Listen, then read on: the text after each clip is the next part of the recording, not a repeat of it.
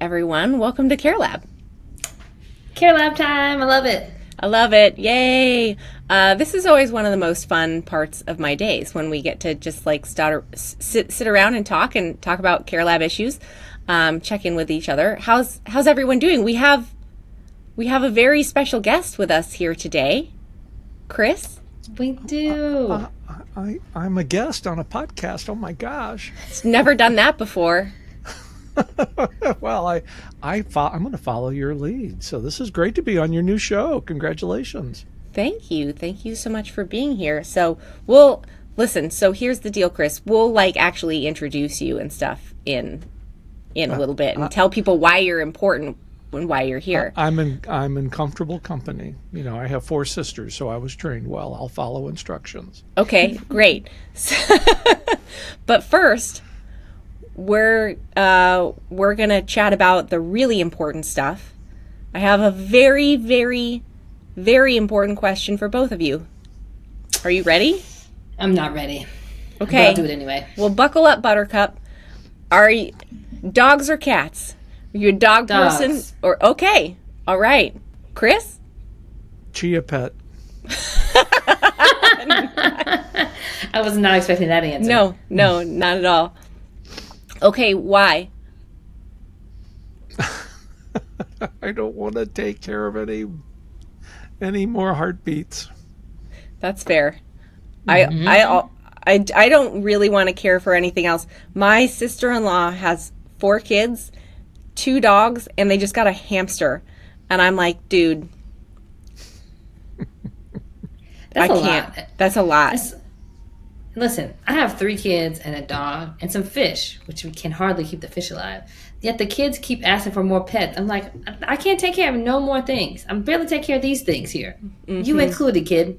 Oh, the fish, though. They're so calming. I had an aquarium when I was a kid, and I love sitting at the edge of my bed and watching the fish just kind of swim around freely. But then they started jumping out of the aquarium. Okay, that's the story. That's the story I was going to tell.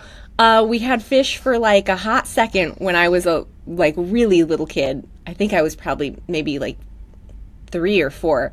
But I remember these fish. But they kept jumping out of the bowl in the middle of the night. And somehow I think my dad heard them the first couple of nights and went and scooped. I know. Who is this? Who is this person? My dad can apparently hear anything. Actually, my dad definitely, he's pretty deaf now. He needs hearing aids. Because all the fish jumping. The fish whisperer. Yeah. But he would go scoop them up and put them back in the bowl. This is my 3 or 4-year-old memory, so it may or may not be accurate. But then one night either he didn't hear it or he was like, these fish, they have chosen their fate. So we had fish for about 5 days. That's my fish experience.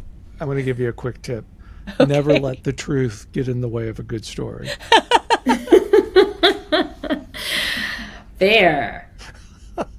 So, Brandy, why dogs? Why are you a dog person? So, dogs are active. And they can do stuff. They like your attention and they want to be around. And I think dogs are fun. Cats, on the other hand, are sheddy all the time. I'm allergic to their hair. I'm actually allergic to dog hair too, but cats shed so much more hair, it makes a way bigger difference. And they don't want to be around, and I don't like stuff sneaking up on me. I hear lots of little sounds, and I'm always at alert. And if it's a cat just prowling through my house, I just don't like it. They do. They are kind of attacky. So I used to be 100% team dog, but my kids always wanted a cat. So a couple years ago, we surprised them for Christmas, and we got a kitten. And you know what? I love this cat. He's so great. He is everything that you say cats are. He is. Although he's very sweet. He doesn't always want to be with you, but when he wants to be with people, he really wants to be with people, and he's not mean to any people. Okay. He's mean to other cats. He doesn't like other cats. But other cats. Oh my gosh. So he's indoor outdoor for all the cat people out there, please don't judge me for having an outdoor cat. Listen, we're all doing the best we can. He's indoor, outdoor. People have strong feelings about this. I found out after we got a cat. Very strong feelings. I mean, you did say that y'all leave stuff outside, and apparently it includes your cat. You said that on a previous episode. That's true. I did say that on a previous episode that we have a tendency to leave things outside that are not meant to be outside. Well, the cat chooses to be outside. We actually try to keep him in, but he can't be contained. But he's not a big cat, but he is scrappy, and he will chase other cats down the street. I heard him once chase a cat down the street yowling like a siren, and it had like full Doppler effect on it. It was like, but like that, you could just hear him going down the street, and then he like came back. He was real upset about the whole incident later. But anyway, yeah, no, cats are just bizarre. I never had one, so I think that's why I'm so fascinated. Cats. No, that's why I'm fascinated by him, is because he's just such a weird creature, but also very snuggly and pleasant when he wants to be. But he does attack you. He'll hide in a corner like a ninja, and then all of a sudden he'll just come flying across the room and like get you. But he doesn't scratch or anything like that. There are some funny cat videos on Instagram if you haven't seen them. I bet. Like the one cat sitting the cat sitting on the couch, on top of the couch, and watching TV, and there's a bunch of birds running around a lake, and then there's a cat.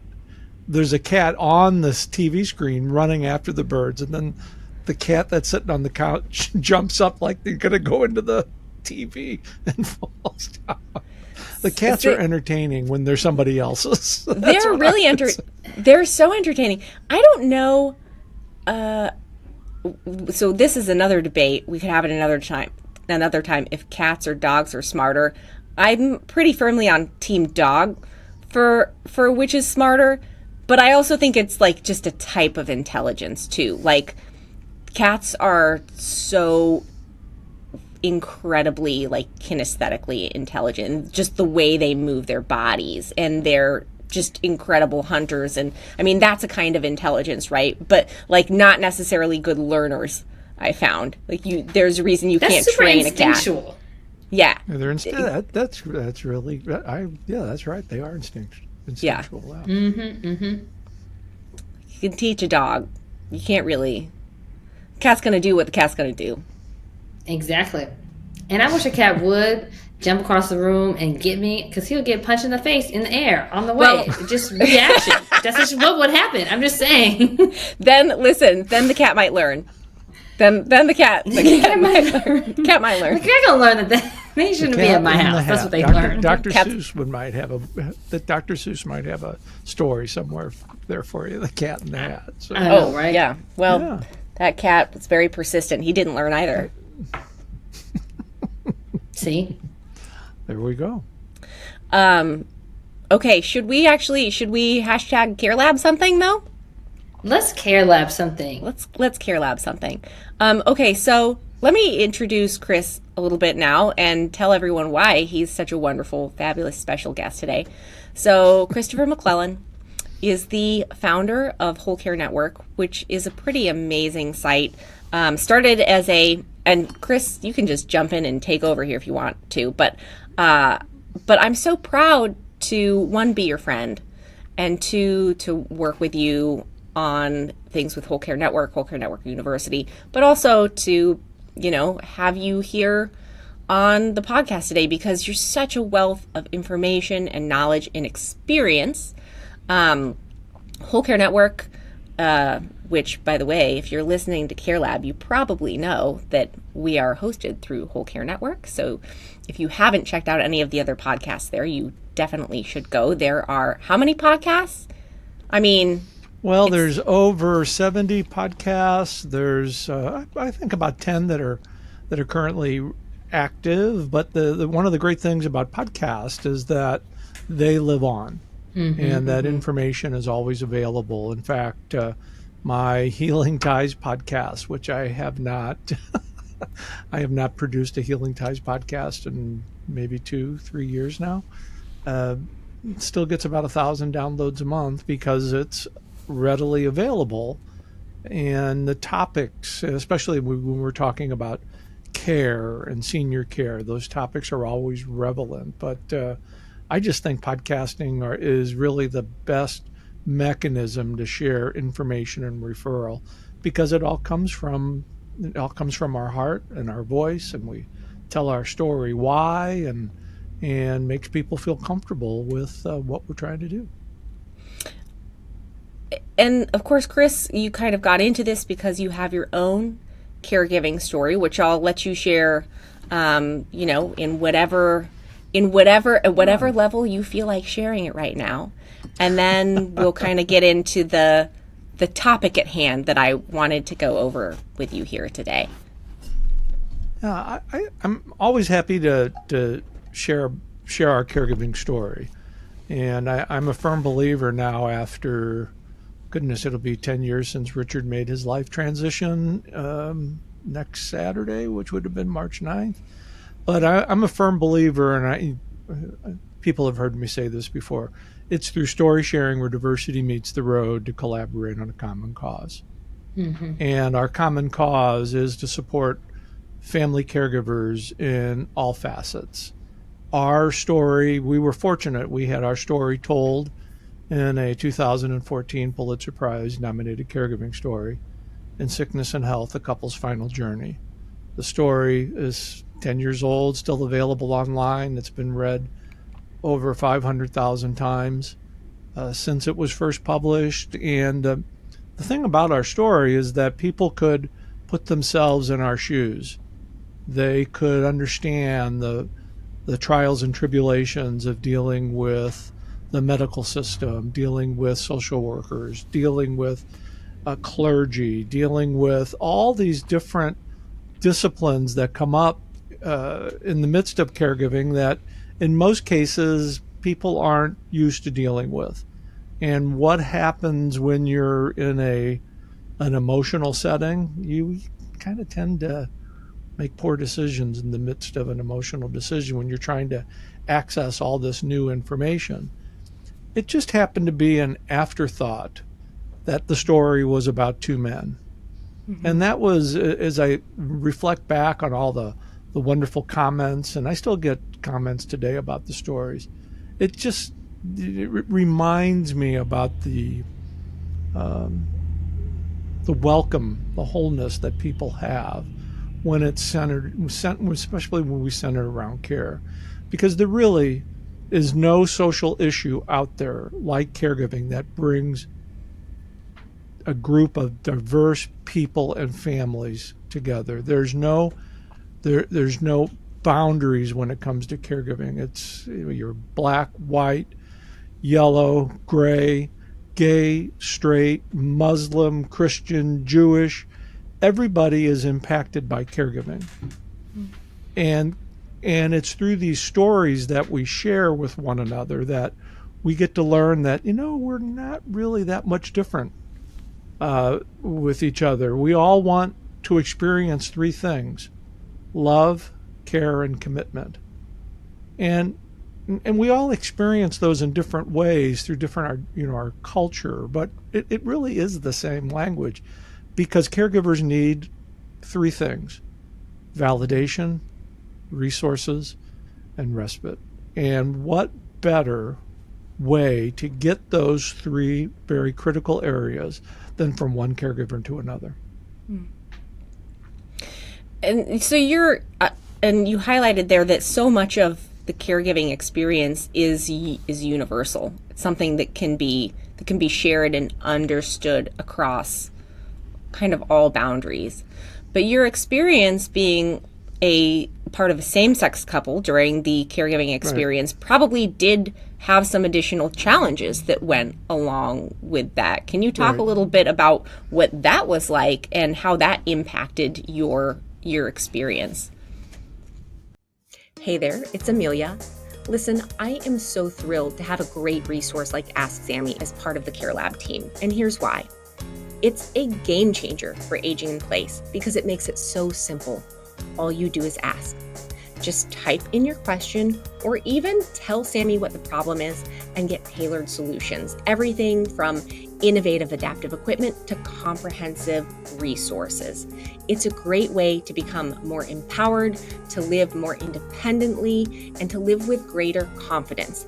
And my favorite thing about how Ask Sammy works is it's deeply rooted in dignity and practicality. So whether you're a fellow therapist, a care partner, or someone who's seeking solutions for themselves, visit www.asksammy.com. We're going to link it in the show notes so you can find it there. Start making home more accessible today. Now, back to the show. Well, and again, this is another area that I really enjoy talking about because I don't want your viewers and your listeners to think that I'm all Pollyanna and that I'm naive and not think that everybody is welcoming. We did have a couple of instances where we were discriminated in healthcare settings, and I think that the difference for that, and now looking back in the experience, is that you're never going to eliminate somebody's personal bigotry. It's just that's something that's really never going to happen. But there is a time and a place to debate that or call that on the carpet. When you're in the midst of care, you want to make sure that your care, and I'm going to use the generic term, your care partner is being well taken care of. And for us, some of the things that I put in place was I carried a green folder with me wherever I went. So if there was ever I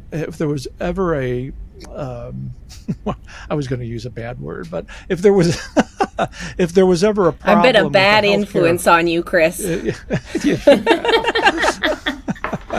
But if there was ever a negative experience or a conflict with a healthcare provider, I just got in my green folder and pulled out my healthcare proxy power of attorney. I had all the legal documents in place, and that's one of the differences for same-sex couples. And now you could say, well, what about marriage equality? Well, that's marriage equality does level the playing field in some sorts, but in our experience, marriage equality was not law of the land. But still, even with it being law of the land, there's a chance that you might run into somebody that may not want to be on your care team. And I would rather know that up front than in the midst of an emergency trying to ascertain, well, is this person going to, are they going to be professional and they're going to be there at this critical time? You really don't know. That's why and you can't really prepare for an emergency. But if you have some of these things in place, like your advance directives, your powers of attorney, these things that some people just take for granted, but the funny thing about it, those rules apply for any unmarried couple. They actually can apply for married couples too. I mean, I have to have you still have to have those documents in order, right? Yeah.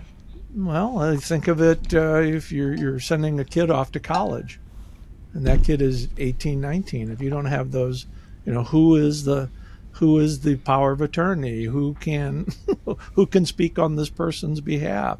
It's a part of these conversations that are uncomfortable for some people to have, but it's very necessary, especially when an emergency arises. And for us, I had tried to establish, I did establish a really good rapport with everybody on our medical care team, because the caregiver is the CEO of the care team, the chief everything officer.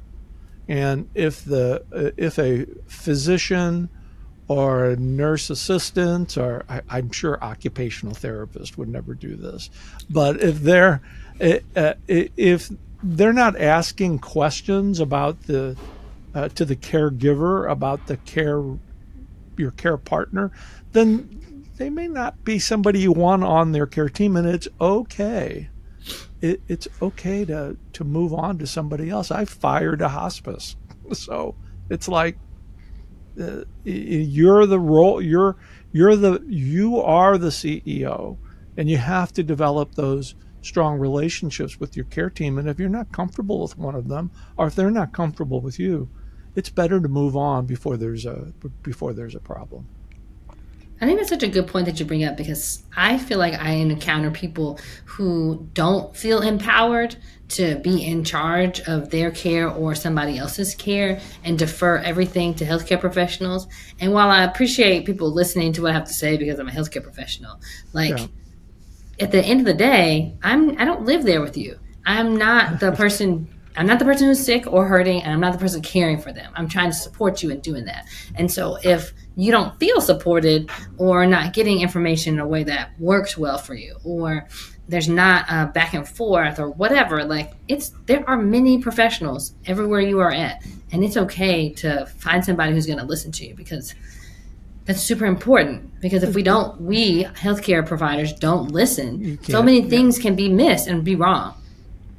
I'm a product of the 60s, as you probably can see. I went to Catholic grade school, and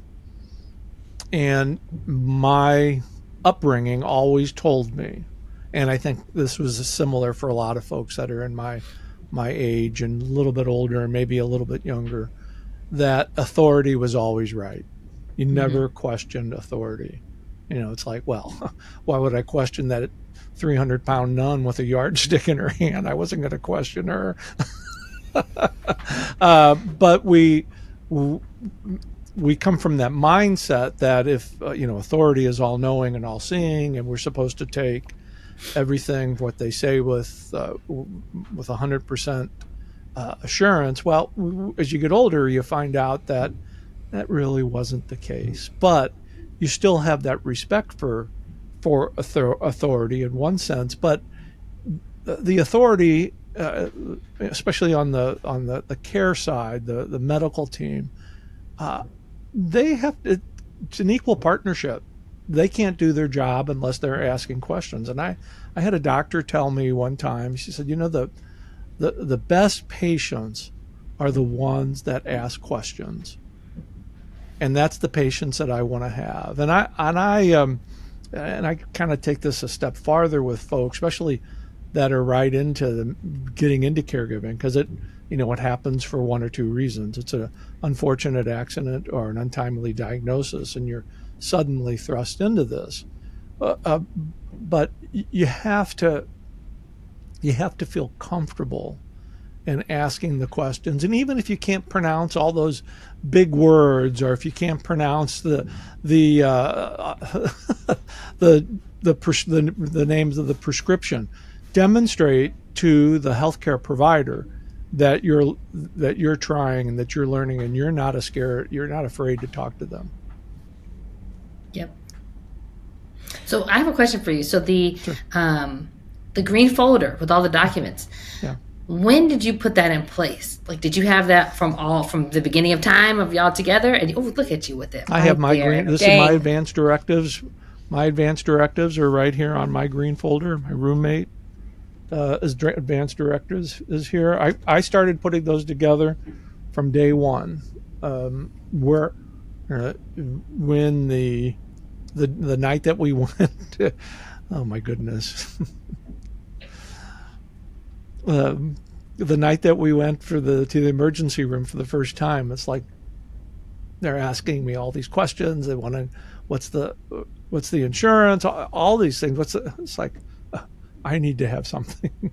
I need to have this better organized. And for me, it just kind of made sense with putting it all in a green folder.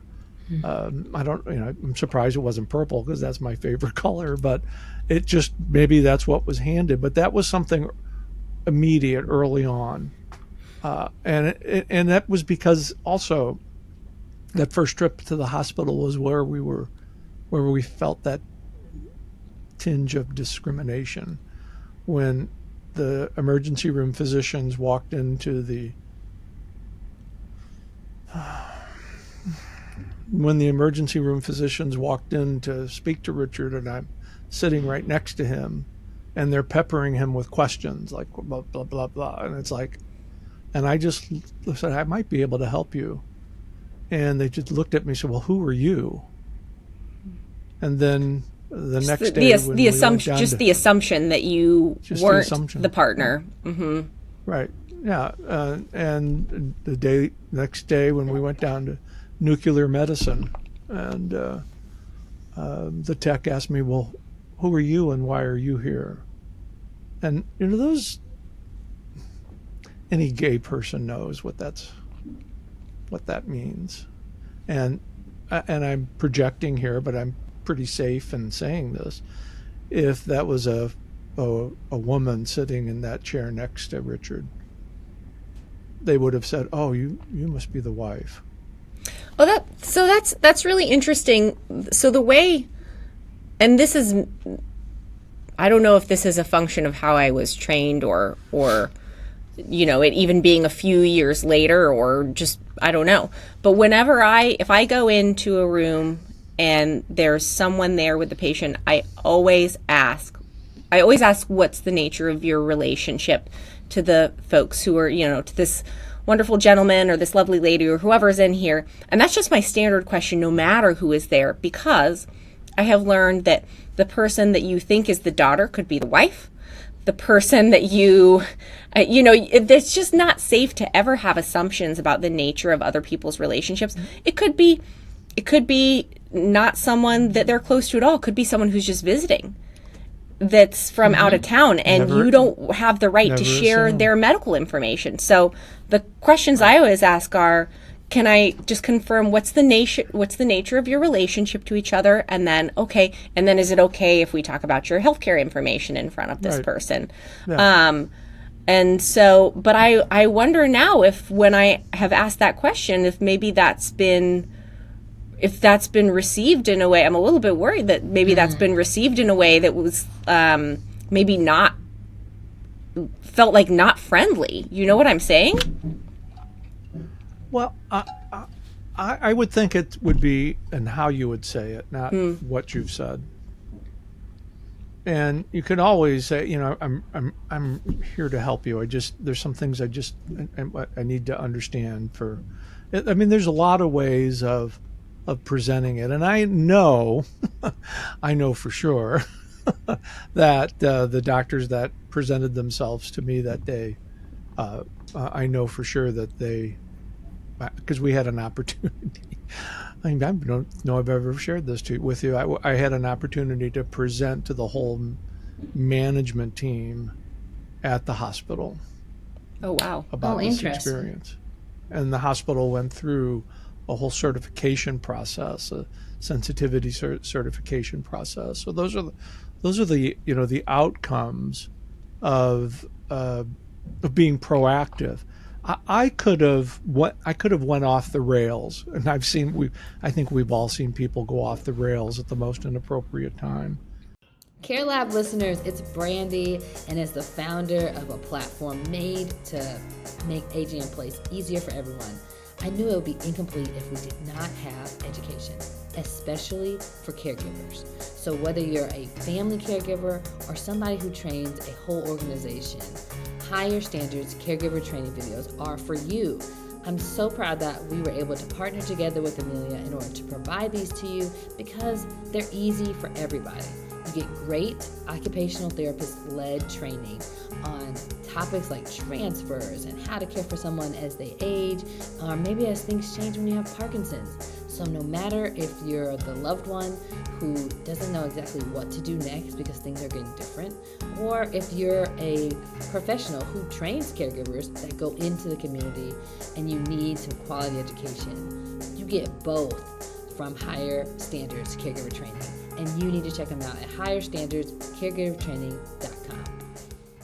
I remember I was there as Richard's advocate, and I could take care of the the seemingly discrimination conversation later, but I wanted to be sure that he was taken care of. And I think sometimes we lose that in the emotion of a diagnosis, in an emergency room or in a doctor's office.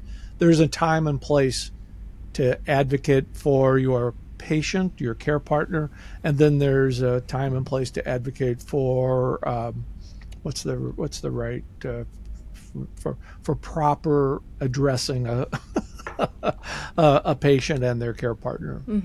Because kind of essentially what you're saying is, while it's kind of a slight to Richard, it was more of an offense to you, and that you were instead of getting as upset as you could have in the moment, you were more concerned about making sure that he got the care that he needed. Is that a fair statement? That's exactly, you're right on spot, because that was total focus, making sure that he got the care that he needed.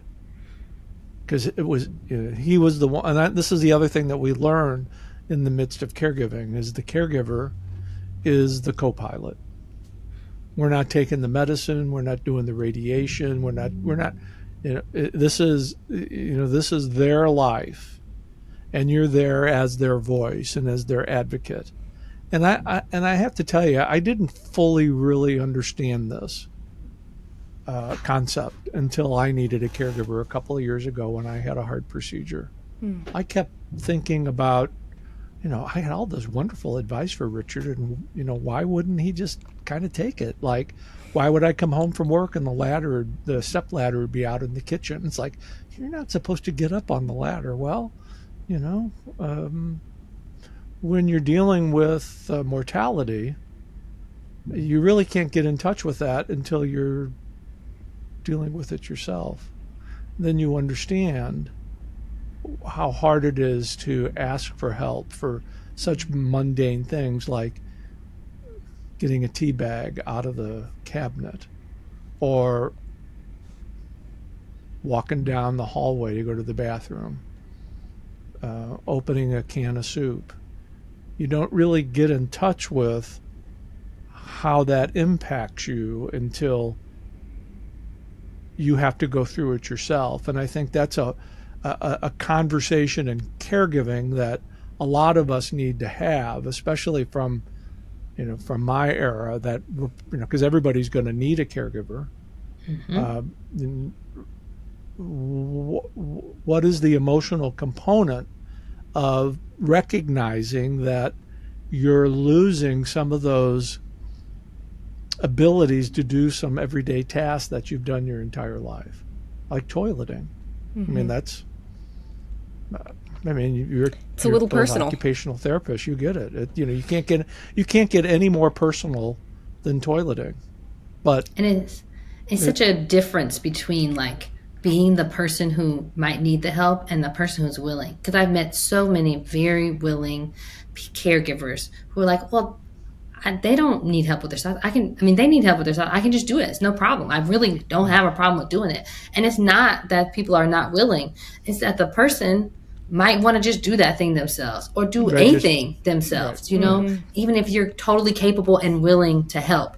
And so understand. I like the statement of understand that you are the co-pilot, and sometimes you don't always recognize that until you're in the pilot seat. When I needed help in and out of the bed, out of the chair, into the shower, when I was putting my advance directives on my desk, not knowing whether or not I was going to wake up that next morning, it really put my caregiving experience for Richard into perspective. It made me understand, not 100% because I couldn't be in his body and mind, but it made me understand what it was like to deal with losing some of those basic skills that we're all used to doing, and how hard it is to accept that.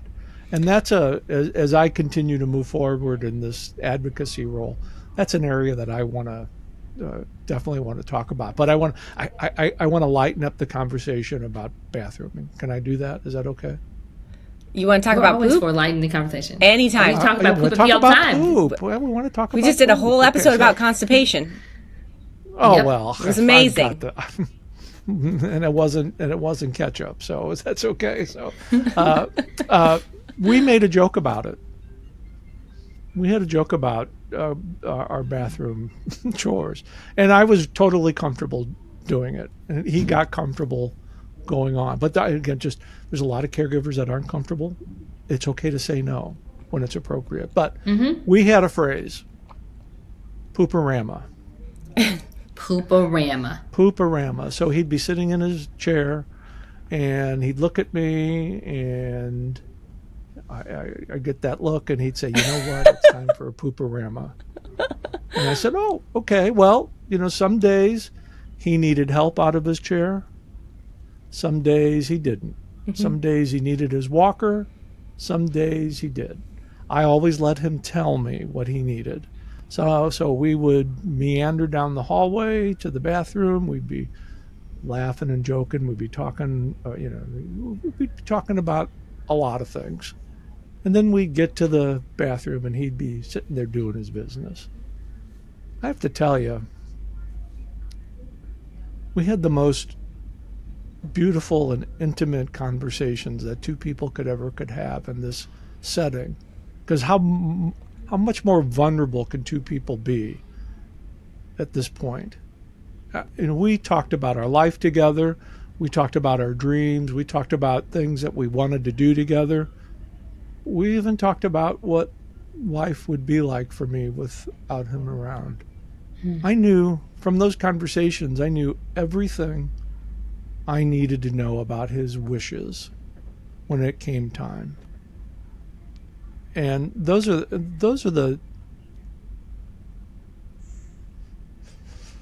what I miss. That's what I miss, is those conversations that had no boundaries. And when he died, I knew exactly what he wanted because we've had that conversation. I never had to second. Well, we always but I never had to second guess, because we had those pooperama conversations. We made it lighthearted, and because I'm just going to be really graphic here. It's hard to ask somebody to wipe your rear end. Yep, it is. And not everybody can do it. But everybody can make a decision whether or not they can do it before they're in a position to where they have to do it. It's better to know what your capabilities are and have those conversations. It just came natural for us. But I just kind of go back. I never fully understood the struggles of his illness until I was faced with some mortality issues. And I think the point you bring up about your knowing what your capabilities are is well taken, because I think and correct me if I'm wrong, when you say capabilities, you're talking about like your psychological capabilities, like your boundaries. That's a whole part of your boundaries, and right? Yep, and not necessarily your physical capabilities. Like I can distinctly remember one son who his mother lived with him, and he was providing her care, and he did everything that she needed, including taking her to the bathroom. But the line he drew was showering, and so he did not want to. Not that he wasn't willing to shower her physically, but just that he felt like, I'm her son, and regardless of what her cognition state is at the moment, she knows that I'm still her son, and she's the mother. I just want to give her that dignity of not having her son do that. And so I asked my sister to come over, or we hire a caregiver, or like they made an intention around making showering a different experience, even though he was there, and I thought I was very, I was proud of him for doing that. I guess that makes sense, because not everybody does. Yeah, right. Because we all have boundaries and limits, and when those are forced upon us to change without really any thought about it, then it has a tendency to cause a problem. And it's so important to find a balance for everyone's boundaries and limits and dignity, right? Because, you know, to the point of saying, okay, well, there are lots of people who are totally fine assisting with toileting and bathing, but maybe that person doesn't want to be assisted with toileting and bathing by that person, right? There has to be a mutual agreement upon that everyone feels okay with about what those healthy boundaries are. And it might be that I'm willing to do more than someone else is willing to let me do, but that's okay. I kind of have to respect that. Yeah. And then we have to find a way in order to meet their needs that respects that person's boundary, and it provides them with a sense of dignity and participation. And I think ultimately, like, this is why we use the term care partner, right? Because it is a good caregiving experience, as best as that can possibly be, is something that's based on a partnership meeting as much as we can the needs of both the person who is providing care and the person who is receiving care. It can't be all one-sided. Right. That's how we end up with how we end up with negative caregiving experiences and a lot of hard feelings that go around and that don't go away, right? It's about finding, okay, where can we meet, and where do we need to bring in other support or bring in extra help, but respecting the boundaries and wishes of both people involved, because it really just can't be one way or the other. It's a partnership. It's a partnership. I like to use the analogy of a baseball team, even though I'm a hockey fan, but it works better for baseball. The most successful baseball teams have a variety of players. They don't have, you can't have a successful baseball team with all home run hitters or all defensive players or all single hitters. You need a variety of people on the team that have different talents and skills, and you need to use those to that full advantage. So, for me, if I'm creating a team and I've got family members, we could do a whole show on family baggage, but everybody has a talent or skill. It doesn't have to be exactly hands-on caregiving. It could be, you know what, I'm going to the grocery store. Can I pick up a gallon of milk, or can I get your groceries for you? Say yes. Or you've got a favorite uncle like me, and you're a great cook. Well, let them cook you a meal. Not everybody is capable of doing the hands-on caregiving, but everybody is capable of finding a place on the team that suits their abilities and comfort zone. I can't tell you how many times I've consulted with folks that they're complaining about somebody on their team not doing what they're doing, and I'm saying, well, they don't have the same skills and abilities you do.